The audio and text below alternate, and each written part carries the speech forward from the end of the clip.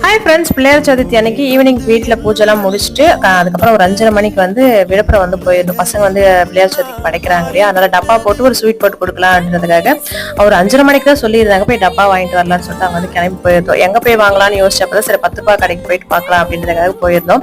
இங்க எல்லா டப்பா வந்து பார்த்துருந்தோம். இந்த டப்பா தான் எங்களுக்கு வந்து கரெக்டா இருந்தது. இப்பெல்லாம் எந்த டப்பாவுமே 10 ரூபாய்க்கு இல்லையா. இந்த டப்பா வந்து 20 ரூபா சொல்லியிருந்தாங்க. அதுக்கப்புறம் 15 ரூபாய்க்கு 15 டப்பா வந்து தரேன்னு சொல்லியிருந்தாங்க. அதை எடுத்துட்டு அதுக்கப்புறம் சரி சுத்தமா வந்து சுத்தி பார்க்கலாம் அப்படின்றதுக்காக எல்லாத்தையும் வந்து பார்த்திருந்தோம்.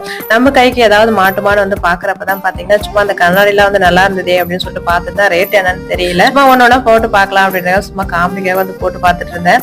அதுக்கப்புறம் பார்த்துட்டே போறப்ப பாத்தீங்கன்னா ரொம்ப நாளா அந்த தலைக்கு போடுற கொண்ட ஊசி வந்து பாத்தீங்கன்னா ஒரே அந்த குச்சி தான் வந்து போட்டிருக்குன்னா இங்க பார்த்தோன்னே டக்குன்னு வந்து எனக்கு கிடைச்சிது. சரி எது வாங்கலாம்னு பார்த்தப்பதான் நல்லா பெருசு பெருசா இருந்தது. எனக்கு இருக்கிற முடிவு வந்து பாத்தீங்கன்னா அந்த குச்சி ரொம்ப நீட்டா இருக்கும் போல இருக்கு. சரி ஏதாவது எடுத்துக்கலாம்னு சொல்லிட்டு எடுத்துட்டு வந்திருந்தேன். வந்ததுக்கு ஏதாவது ஒன்று வாங்கணும் இல்லையா, அதனால வாங்கி